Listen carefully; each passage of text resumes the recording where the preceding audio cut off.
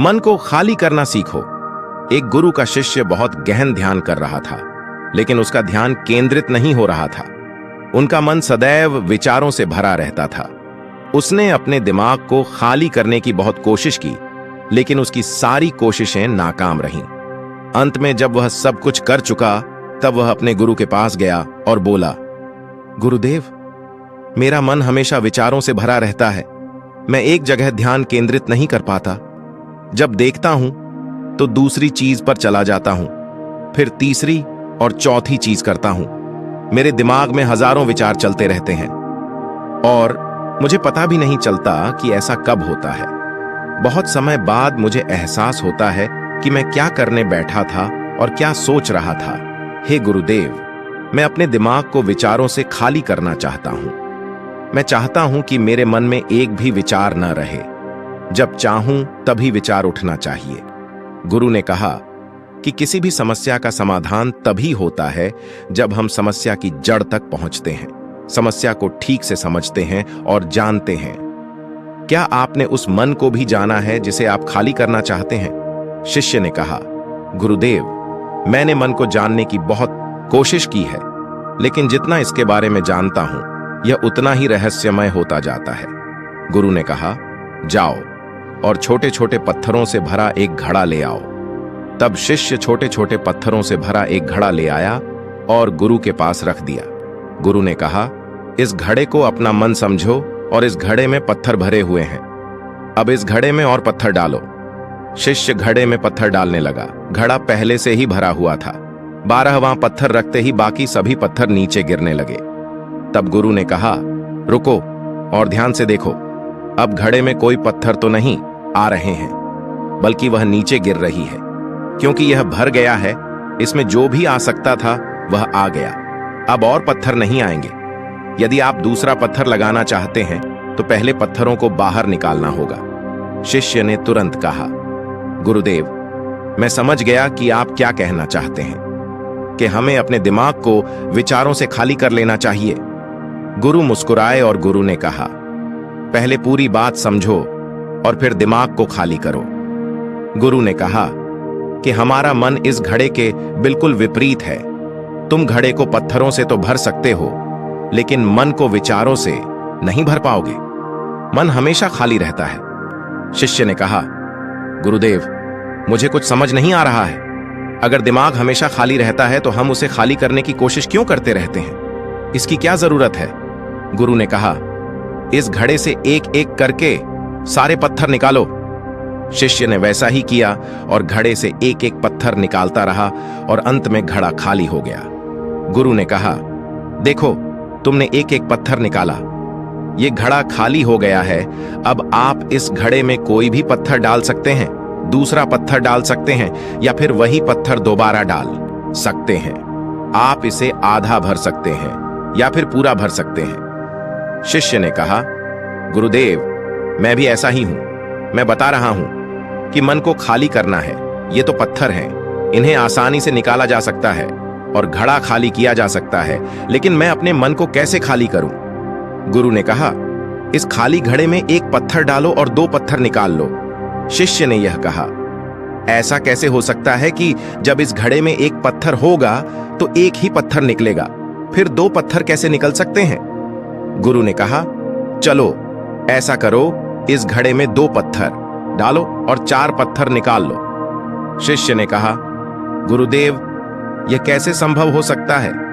यह कोई चमत्कारी बर्तन नहीं है कि 1 डालो तो 2 निकालो, 2 डालो तो 4। गुरु ने कहा, यह घड़ा चमत्कारी नहीं है, लेकिन तुम्हारा घड़ा यानी तुम्हारा मन चमत्कारी है। यदि आप इसमें एक विचार निकालेंगे तो इसके पीछे 2 विचार होंगे। जब आप उन 2 विचारों को पकड़ते हैं तो उनके पीछे 4 विचार उभर आते हैं और वह खाली नहीं रहता। यह मन का भ्रम है कि सब कुछ है लेकिन कुछ भी नहीं है। शिष्य ने कहा, गुरुदेव, आप जो कह रहे हैं वह मैं समझ गया, लेकिन क्या मैं हमेशा अपने विचारों के जाल में फंसा रहूंगा? क्या मन के भ्रम से बाहर निकलने का कोई रास्ता है? बिल्कुल नहीं। और जब आप उन 4 विचारों को पकड़ते हैं तो उनके पीछे 16 विचार उभरते हैं और ऐसा करने से विचारों की एक लंबी श्रृंखला बन जाती है और आप कहीं नहीं रुकते, एक के बाद दूसरे विचार को पकड़ते चले जाते हैं। यह मिट्टी का घड़ा पत्थरों के घड़े के समान है, भरा रहेगा लेकिन आपका मन कभी नहीं भरता, वह हमेशा खाली ही रहता है। हमारा दिमाग भी एक विचार के बाद हमारे लिए हजारों विकल्प खोल देता है और हम एक मुख्य विचार को छोड़कर उन हजारों विकल्पों में फंस जाते हैं। शिष्य ने कहा, मैं आपकी बात अच्छी तरह समझ गया हूं, लेकिन अब मुझे क्या करना चाहिए? मेरा मार्गदर्शन करें। गुरु ने कहा, मन के जाल में मत उलझो, मन को खाली करने की कोशिश मत करो, अपना ध्यान इकट्ठा करो, एकाग्रता लाओ। जो भी कर रहे हो उसे अंतिम मानकर करो। ऐसे करो कि बाद में इसमें आपको कुछ भी करने की जरूरत नहीं है। और जब आप किसी दूसरे विचार पर काम करते हैं तो बस उसी पर काम करें, कोई दूसरा विचार नहीं। मन के भ्रम से बाहर निकलना इतना आसान नहीं है, लेकिन अभ्यास सब कुछ कर सकता है। शिष्य ने कहा, गुरुदेव, मैं भी ऐसा ही करूंगा। यह समझाने के लिए आपका बहुत बहुत धन्यवाद। हम सभी अपने दिमाग को खाली करने की कोशिश करते हैं, मन में उठते बैठते विचारों से परेशान रहते हैं। हम चाहते हैं कि ये विचार कहीं चले जाएं और हम शांत हो जाते हैं, लेकिन जितना हम इन विचारों से दूर भागते हैं, हम विचारों का उपयोग करते हैं कि वे हमें शांत करते हैं और वे आपके उन्हीं विचारों से जुड़े होते हैं जिन्हें आप छोड़ना चाहते हैं। इसलिए ये विचार इतनी शक्तिशाली हैं। जब आप सोचना ही नहीं चाहते तो आप शांत रह सकते हैं। यह तभी संभव है जब आप शांत रहने की कोशिश करना बंद कर दें और अपनी समस्या को हल करने पर ध्यान दें। ध्यान केंद्रित करें और समझें कि चिंता करने से नहीं बल्कि सोचने से समाधान मिलता है। गुरु ने कहा, इस मिट्टी के बर्तन को पत्थरों से आधा भर दो। शिष्य ने वैसा ही किया। फिर गुरु ने कहा, अब इन पत्थरों में से एक पत्थर चुन लो और उस पत्थर की एक छोटी सी मूर्ति बनाकर मुझे दे दो। मैं जानता हूं कि तुम एक अच्छे कलाकार हो। जब शिष्य ने 11वां पत्थर निकाला और उस पत्थर को तराशना शुरू किया तो उसे एहसास हुआ कि यह पत्थर अच्छा नहीं है। तो उसने घड़े से दूसरा पत्थर निकाला, उसे वह पत्थर भी पसंद नहीं आया। फिर उसने तीसरा पत्थर निकाला, उसका रंग उसे पसंद नहीं आया। फिर उसने चौथा पत्थर निकाला, लेकिन उसे इस पत्थर में एक दोष निकला। इस प्रकार उसने लगभग सभी पत्थर बाहर फेंक दिए। उसे ऐसा करते देख गुरु ने कहा, वह पत्थर जो तुमने पहली बार निकाला था, यह समझकर उसी पत्थर की खोज करो कि तुम्हारे पास कोई दूसरा पत्थर नहीं है। तब शिष्य ने उस पत्थर को ही खोजना शुरू कर दिया और उस पत्थर से उसने अपने गुरु की एक बहुत ही सुंदर मूर्ति बनाई और अपने गुरु को भेंट की और कहा, बहुत सुंदर, इस पत्थर से मूर्ति बनाई जा सकती है। मैं इसका विचार भी नहीं कर सकता था। गुरु ने कहा कि जब कोई दूसरा विकल्प नहीं है तो हम अपनी सारी ऊर्जा उसमें लगा देते हैं और उसे सर्वश्रेष्ठ बनाते हैं। जब कोई दूसरा विकल्प है तो हम सिर्फ पत्थर चुनते रहते हैं। मान लीजिए कि मूर्ति नहीं बनाई गई है।